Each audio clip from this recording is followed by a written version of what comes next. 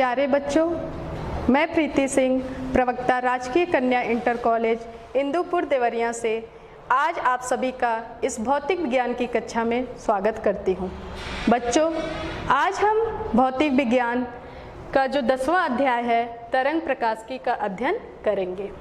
तरंग प्रकाशिकी क्या है, इसके उद्देश्य क्या है, इसका यहाँ पढ़ने का औचित्य क्या है, इसको जानने के लिए हम आपको पिछले अध्याय से जोड़ना चाहते हैं कि बच्चों, पिछले चैप्टर किरण प्रकाशिकी एवं प्रकाशिकी यंत्र में आपने देखा कि प्रकाश के किरण स्वरूप का प्रयोग करते हुए प्रकाश की विभिन्न घटनाएं जैसे परावर्तन, अपवर्तन, विक्षेपण आदि का अध्ययन किया गया। वहाँ हमने एक बिंदु से दूसरे बिंदु तक प्रकाश का जो गमन का पथ माना वो सरल रेखीय था, लेकिन प्रकाश की कुछ अन्य घटनाएं हैं जैसे व्यतिकरण, विवर्तन और ध्रुवण, जिसका अध्ययन, जिसकी व्याख्या इस किरण प्रकाशिकी या ज्यामिति प्रकाशिकी से नहीं की जा सकती, वहाँ हम प्रयोग करते हैं तरंग प्रकाशिकी का। तरंग प्रकाशिकी दो शब्दों से मिलकर बना है, एक है तरंग और दूसरा है प्रकाशिकी। तरंग से आप भली भांति से परिचित हैं। पिछली कक्षा 11 में आपने पढ़ा है कि तरंग किसी माध्यम में उत्पन्न एक प्रकार का विक्षोभ होता है जो बिना अपना स्वरूप बदले माध्यम में एक निश्चित चाल से आगे बढ़ता है। प्रकाशिकी भौतिक विज्ञान की वह शाखा है जिसमें प्रकाश का विस्तृत अध्ययन किया जाता है। तो तरंग प्रकाशिकी क्या है? तरंग प्रकाशिकी की वह शाखा है जो प्रकाश के तरंग स्वरूप का प्रयोग करके व्यतिकरण, विवर्तन, ध्रुवण आदि परिघटनाओं का अध्ययन करती है, जिसका कि किरण प्रकाशिकी या ज्यामिति प्रकाशिकी कोई निश्चित परिणाम या रिजल्ट नहीं देती। तो बच्चों, आइए आज हम अपना नया चैप्टर तरंग प्रकाशिकी स्टार्ट करते हैं। उसमें हमें क्या क्या आज का शिक्षण बिंदु है ये देख लीजिए। सबसे पहले हम तरंगाग्र के बारे में बातें करेंगे, उसके बाद तरंगाग्र के प्रकार, फिर हाइगन्स का सिद्धांत का प्रयोग करते हुए हम समतल तरंगों के अपवर्तन और परावर्तन की व्याख्या करेंगे। उसके बाद समतल तरंगाग्र का विभिन्न पृष्ठों से अपवर्तन तथा परावर्तन को देखेंगे। फिर लास्ट में हम डॉपलर प्रभाव का अध्ययन करेंगे। तो सबसे पहले हमारा जो फर्स्ट टॉपिक है तरंगाग्र। तरंगाग्र क्या होता है? समान कला में दोलन करते हुए सभी बिंदुओं का बिंदुपथ तरंगाग्र कहलाता है। जैसे कि ये वेव्स हैं जो किसी माध्यम में संचरण कर रही हैं, अगर हम यहाँ पे श्रृंग लें तो इस पे स्थित सभी बिंदु एक निश्चित कला में होंगे और इसका जो ये बिंदुपथ है ये क्या है? यही इसका तरंगाग्र है। चूँकि प्रकाश स्रोत जो भी तरंग स्रोत हैं वो भिन्न भिन्न प्रकार के होते हैं, उसी आधार पे ये तरंगाग्र के भी भिन्न भिन्न प्रकार के होंगे। हम बात करते हैं गोलीय तरंगाग्र की, तो माध्यम के एक बिंदु स्रोत से उत्पन्न तरंगाग्र गोलीय होता है। मान लीजिए कि किसी माध्यम में तरंग का संचरण एक बिंदु स्रोत से हो रहा है, ये P है और सभी दिशाओं में हो रहा है, तो P को बिंदु स्रोत को केंद्र मानकर यदि हम बिंदु स्रोत को केंद्र मानकर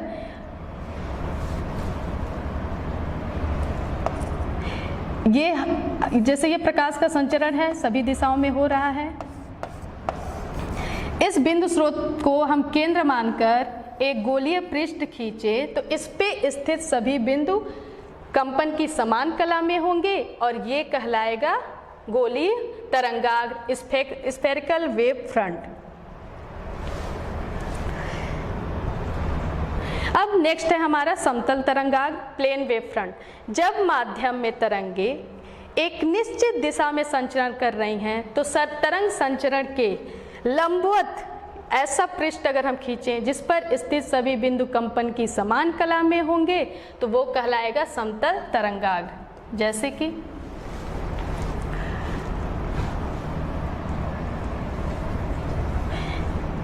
माध्यम में सपोज करिए कि तरंग संचरण का ये डायरेक्शन है और इसके परपेंडिकुलर अगर हम कोई पृष्ठ लेते हैं तो इस पे स्थित सभी बिंदु कंपन की समान कला में होंगे, जैसे कि ये चित्र में दिखाया गया है। ये होगा समतल तरंगाग्र। यदि हम गोलीय स्रोत को से निकलने वाली जो तरंगाग्र गोलीय तरंगाग्र है, बिंदु स्रोत से निकलने वाली तरंगाग्र, उसको अनंत से देखें तो जो हमें तरंगाग्र प्राप्त होगा उसको हम प्लेन तरंगाग्र ले सकते हैं। मतलब अगर बिंदु स्रोत से बहुत अधिक दूरी पे हम तरंगाग्र ले रहे हैं तो हमें प्लेन वेव फ्रंट उसको कंसीडर कर सकते हैं। तीसरा है हमारा, वो है बेलनाकार तरंगाग्र। यदि माध्यम में तरंगे एक रेखीय स्रोत से संचरित हो रही हैं, सपोज करिए ये एक रेखीय स्रोत है जिससे कि तरंगों का संचरण सभी दिशाओं में हो रहा है, तो इस रेखीय स्रोत को अक्ष मानकर यदि हम कोई बेलनाकार पृष्ठ लें तो इस पृष्ठ पे स्थित सभी बिंदु कंपन की समान कला में होंगे और इसे हम बोलेंगे बेलनाकार तरंगाग्र या सिलेंड्रिकल वेव फ्रंट। बच्चों, आपने तरंगाग्र का अध्ययन कर लिया। अब हम बात करते हैं हाइगन्स के सिद्धांत की।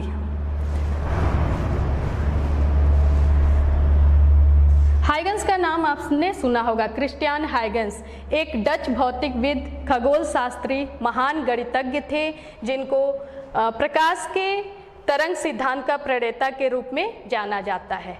हाइगन्स ने ये कहा कि किसी भी प्रकाश स्रोत से प्रकाश तरंगों के रूप में संचरित होती हैं। चूंकि यांत्रिक तरंगों के संचरण के लिए एक माध्यम की आवश्यकता होती है, तो हाइगन्स ने एक सर्वव्यापी माध्यम ईथर की कल्पना की। उन्होंने ये कहा कि इसका घनत्व तो बहुत ही कम होता है और प्रत्यास्थता बहुत ही अधिक होती है, ये सभी माध्यम में गमन कर सकता है।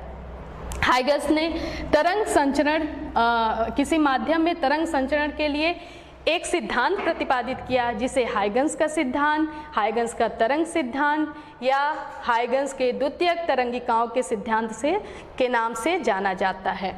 हाइगन्स का जो प्रथम ये सिद्धांत है वो है तरंगाग्र का प्रत्येक बिंदु एक द्वितीयक विक्षोभ का स्रोत होता है और इस स्रोत से निकलने वाली तरंगिकाएं तरंग की चाल से माध्यम में फैलती हैं। इन बिंदुओं से निकलने वाली तरंगिकाओं को हम द्वितीयक तरंगिकाओं के नाम से जानते हैं। दूसरा था कि यदि किसी क्षण आगे बढ़ती हुई इन द्वितीयक तरंगिकाओं का उभयनिष्ठ स्पर्शक पृष्ठ खींचा जाए तो यह पृष्ठ उस क्षण उस तरंगाग्र की नई स्थिति होगी। मान लीजिए जैसे कि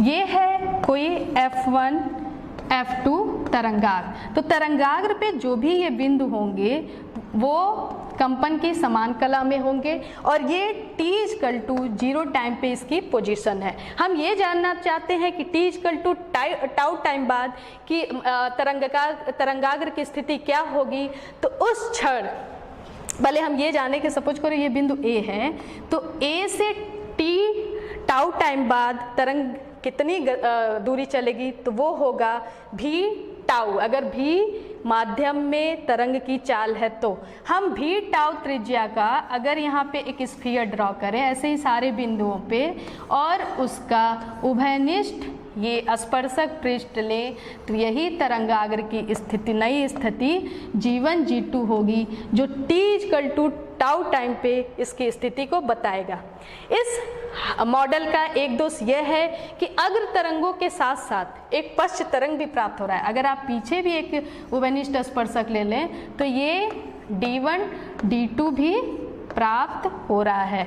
और हाइगन्स ने ये बोला कि अग्र तरंगों का आयाम अधिकतम होता है, पश्च तरंगों का आयाम 0 होता है, इसलिए उन्होंने पश्च तरंगों को अपने मॉडल में अनुपस्थित मांगा। उन्होंने अग्र तरंगों को लेकर ही व्याख्या की। जैसे इस फिगर में है गोलीय तरंगाग्र है, इसमें D1 D2 क्या है, ये पश्च तरंग के लिए है और G1 G2 अग्र तरंग है। बच्चों, आपने हाइगन्स का सिद्धांत समझ लिया है। आइए हम हाइगन्स के सिद्धांत द्वारा समतल तरंगों के अपवर्तन की व्याख्या करते हैं। तो मान लीजिए P डैश एक इंटरफेस है अंतरा पृष्ठ है जो कि माध्यम 1 और माध्यम 2 को अलग करता है। कोई भी तरंगाग्र है AB जो इस पे I एंगल पे आपतित हो रही है। बच्चों आप इसको ऐसे समझ सकते हैं कि ये कोई पृष्ठ है,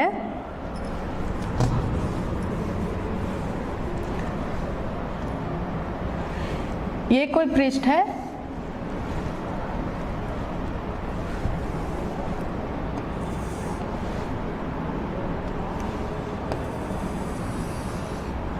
ये P1 P2 कोई पृष्ठ है जो माध्यम 1 और माध्यम 2 को अलग कर रही है। अगर कोई तरंग आ रही है ऐसे, अगर ये माध्यम चेंज नहीं होता तो वो उसी डायरेक्शन में चली जाती।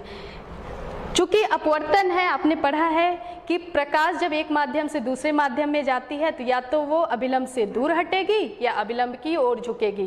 तो जब कोई तरंगे मान लीजिए ये इस डायरेक्शन में इस पे आपतित हो रही हैं, अब क्या होगा कि ये अभिलंब की ओर झुकेंगी और इस तरंगों का अगर हम कोई तरंगाग्र लें, वो है सपोज करो AB, ये जो आपतन कोण है यहाँ पे I है। चूंकि तरंग संचरण की दिशा के लंबवत होता है तो ये 90 डिग्री होगा और ये 90 डिग्री होगा।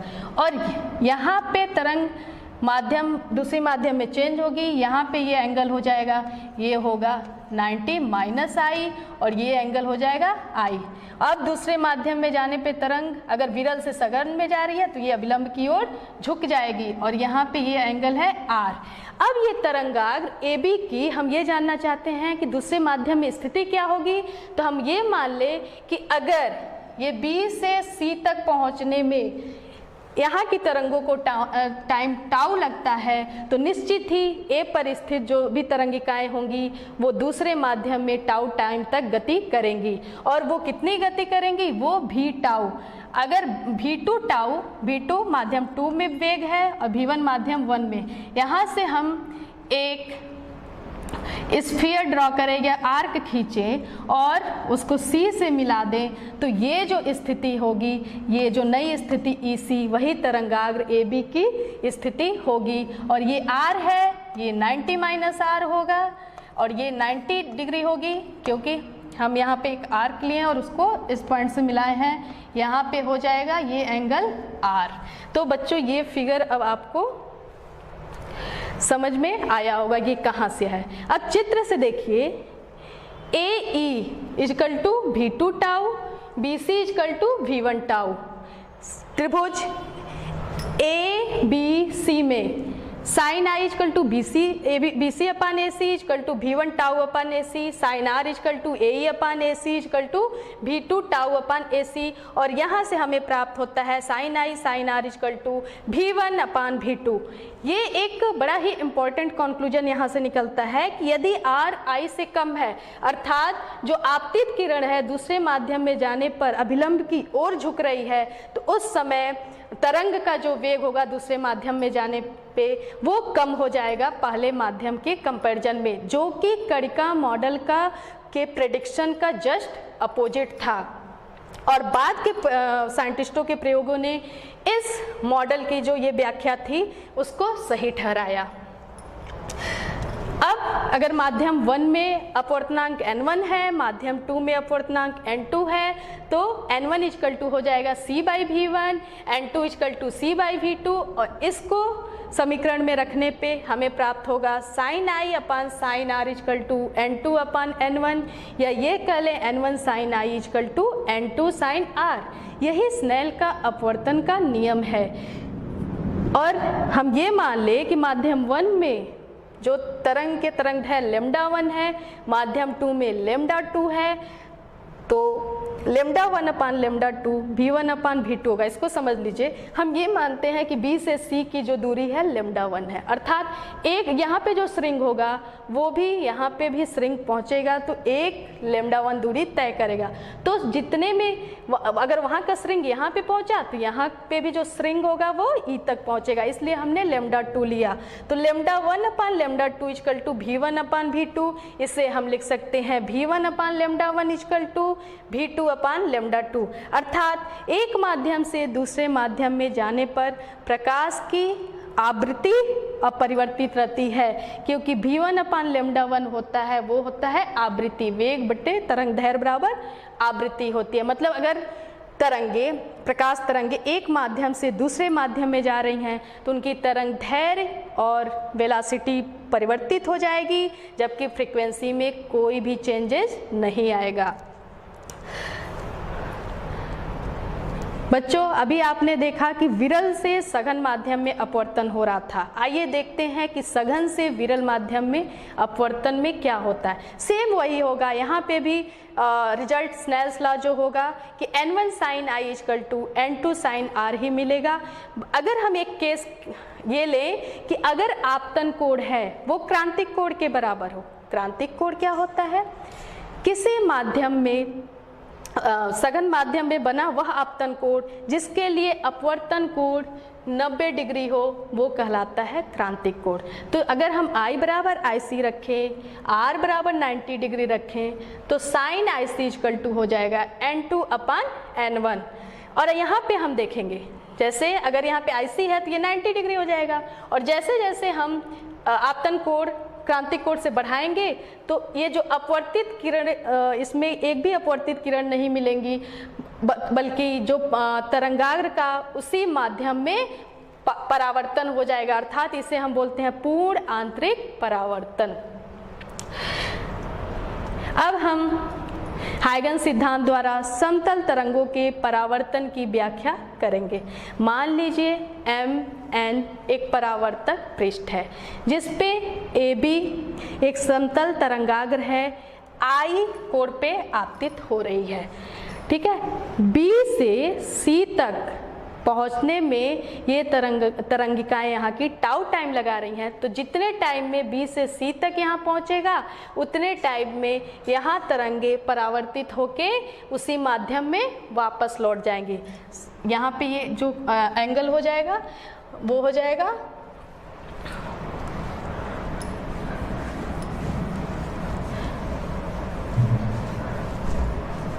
ये एंगल है वो हो जाएगा R।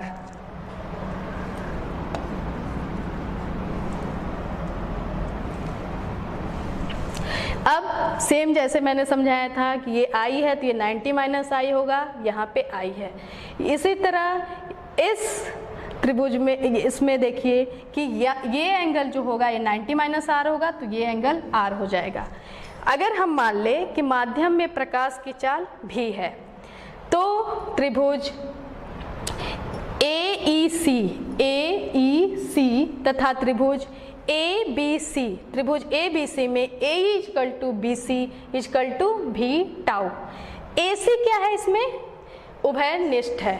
AC देखिए दोनों त्रिभुज में कॉमन है, और angle AEC = angle ABC = 90 degree. इस प्रकार त्रिभुज AEC और त्रिभुज ABC सर्वांगसम होंगे। चूंकि सर्वांगसम है तो इनका जो और भुजाएं और जो एंगल्स होंगे वो भी आपस में बराबर होंगे, इसलिए angle I = angle R।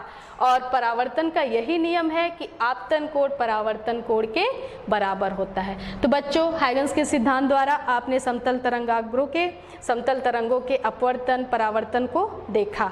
Huygens सिद्धांत की सफलता ये थी कि इस सिद्धांत से प्रकाश के अपवर्तन, परावर्तन की और व्यतिकरण, विवर्तन आदि घटनाओं की व्याख्या की गई, जबकि ध्रुवण, प्रकाश वैद्युत प्रभाव, इसकी व्याख्या करने में ये सिद्धांत असफल रहा। और माइकल्स मोल्डे ने अपने एक्सपेरिमेंट में ये दिखाया कि जो हाइगन्स ने कल्पना की थी ईथर माध्यम की, वो कल्पना जो थी वो सही नहीं थी, वो गलत साबित हुई कि वो कल्पना निराधार थी। अब हम आइए समतल तरंगाग्र का विभिन्न पृष्ठों से अपवर्तन तथा परावर्तन देखें। मान लीजिए कोई प्रिज्म है, एयर में रखा हुआ है, वायु में रखा गया है, उस पे आपतित समतल तरंगाग्र है। जो ये समतल तरंगाग्र आपतित हो रही है तो आप देखेंगे कि जो ऊपर की जो तरंगिकाएं हैं, चूँकि प्रिज्म का ऊपर का शीर्ष जो है वो पतला है, आधार चौड़ा है, तो ऊपर की तरंगिकाएं इसमें कम टाइम लेंगी, बाहर ज़्यादा समय लेंगी, और इसमें जो नीचे आधार की ओर से होके जाने वाली जो तरंगे हैं वो माध्यम में विलंबित हो जाएंगी और बाहर एयर में वो कम ट्रेवल करेंगे, और इस प्रकार ये जो तरंगाग्र है वो झुक जाएगा। इसी प्रकार यदि कॉन्वेक्स लेंस की बात करें, उत्तल लेंस की बात करें, जो कि किनारों पे पतला होता है, बीच में मोटा होता है, तो जब ये किनारों से गुजरने वाली तरंगे जो होंगी वो बिंदु F की तरफ अपसरित हो जाएंगी, और चूंकि बीच वाला जो तरंगे इसके ध्रुव से होके जाएगा वो क्या होगा, बीच के पार्ट में ज़्यादा देर तक ये टाइम लेगा, विलंबित होगा, और इस प्रकार जो हमको तरंगाग्र प्राप्त होगा वो होगा गोलीय। इसी प्रकार यदि हम अवतल दर्पण की बात करते हैं, इस पे एक आपतित समतल तरंगाग्र है, तो हमें जो रिजल्टेंट बाद में इसमें परावर्तन के बाद जो तरंगाग्र प्राप्त होगी वो भी गोलीय होगी। बच्चों, आपने वायु में डॉपलर प्रभाव देखा है, पढ़ा है पिछली कक्षा में। अब हम प्रकाश में डॉपलर इफेक्ट के बारे में बात करेंगे।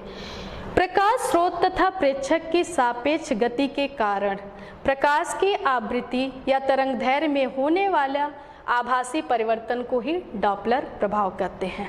यहाँ पे ध्वनि और प्रकाश स्रोत में होने वाले डॉपलर प्रभाव में एक बड़ा अंतर है कि ध्वनि में केवल इस बात पे निर्भर नहीं होता था कि स्रोत और श्रोता में गति हो रही है, बल्कि इस बात पे निर्भर करता है डॉपलर प्रभाव कि गति कौन कर रहा है, श्रोता या स्रोत। जबकि लाइट में डॉपलर इफेक्ट, प्रकाश में क्या होता है कि इस बात पे निर्भरता नहीं रहती, बस उनके बीच में सापेक्ष गति हो कि प्रकाश स्रोत और प्रेक्षक के बीच में सापेक्ष गति होनी चाहिए। तो मान लीजिए यदि किसी प्रकाश स्रोत से उत्सर्जित प्रकाश की आवृत्ति न्यू है और प्रकाश स्रोत अथवा प्रेक्षक के गति के कारण उनके बीच की दूरी घट रही है, तो प्रेक्षक द्वारा मापी गई स्रोत की आभासी आवृत्ति न्यू डैश है, तो आइंस्टीन के सापेक्षता के सिद्धांत से हम ये बता सकते हैं कि nu dash equal to nu under root 1 plus v by c upon 1 minus v by c, जहाँ भी है वो प्रकाश स्रोत या प्रेक्षक की चाल है, सी निर्वात में प्रकाश की चाल है। मान लीजिए स्रोत के प्रकाश की वास्तविक तरंगदैर्घ्य लेमडा है, आभासी तरंगदैर्घ्य लेमडा डैश है, तो भी बराबर हो जाएगा न्यू बराबर हो जाएगा c by lambda, nu dash equal to हो जाएगा सी अपान लेमडा डैश। इसको जब हम इक्वेशन में पुट करेंगे तो हमें प्राप्त होगा c upon lambda dash equal to c upon lambda under root 1 plus v by c upon 1 minus v by c. आप इस टर्म को ये जो अंडर रूट है उसको पावर में आप लिख सकते हैं 1 minus v by c to the power half, 1 plus b by c to power minus half. इसका जब बाइनोमियल थ्योरम से ये एक्सपेंशन करेंगे तो आपको ये प्राप्त होगा 1 माइनस 1/2 भी बाई सी प्लस जो और टर्म होंगे वो भी बाई सी के स्क्वायर उसके बढ़ते हुए पावर्स में होंगे। चूँकि भी की वैल्यू सी से बहुत ही कम है, तो जो उसके स्क्वायर या क्यूब होगा वो और भी कम होगा, उस टर्म्स को हम नेग्लेक्ट कर लेते हैं। उसके बाद इसका जब आप सॉल्व करेंगे तो हमें प्राप्त होगा 1 minus v by C plus 1/4 भी स्क्वायर अपान सी स्क्वायर। जब इसका आप मल्टीप्लाई करेंगे तो चूँकि भी स्क्वायर और सी स्क्वायर क्या है, भी बाई सी से बहुत ही कम है, हम इस टर्म को लेते हैं, सॉल्व करेंगे हमें प्राप्त होगा lambda dash upon lambda equal to 1 minus v by c.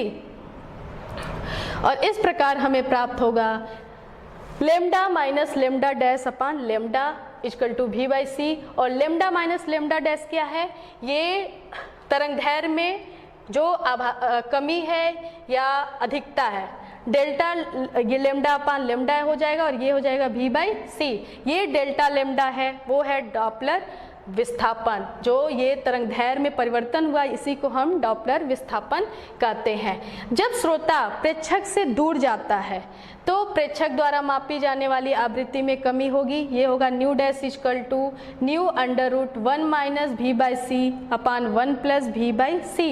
इसे तरंगदैर्घ्य में क्या होगा, वृद्धि होगी, क्योंकि आवृत्ति कम है तो तरंगदैर्घ्य में वृद्धि होगी और जो स्पेक्ट्रम में जो वो तरंगदैर्घ्य था वो लाल रंग की तरफ शिफ्ट हो जाएगा, तो उसे हम बोलेंगे अभिरक्त विस्थापन या रेड शिफ्ट। जब स्रोत प्रेक्षक से दूर जाता है तो प्रेक्षक द्वारा मापी जाने वाली तरंगदैर्घ्य में वृद्धि होती है। तरंगदैर्घ्य में डॉपलर प्रभाव के कारण होने वाली इस वृद्धि को हम अभिरक्त विस्थापन या रेड शिफ्ट कहते हैं।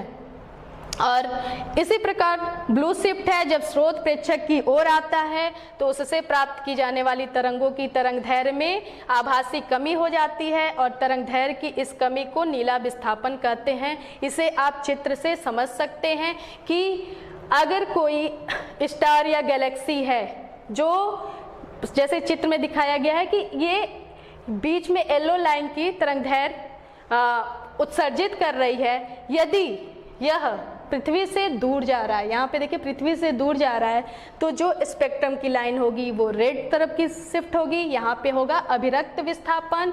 और यदि ये पृथ्वी के नज़दीक आ रहा है तो इसमें ब्लू शिफ्ट होगा, नीला विस्थापन होगा। तो बच्चों, आज का हमारा ये जो व्याख्यान था यहीं पे समाप्त होता है। आशा करते हैं आपको समझ में आया होगा और आप कुछ आपके लिए होमवर्क दे रहे हैं जिसे आप अच्छे से करिए, समझिए और निश्चित अगर आपको समझ में आया होगा तो ये आप आराम से कर लेंगे। धन्यवाद।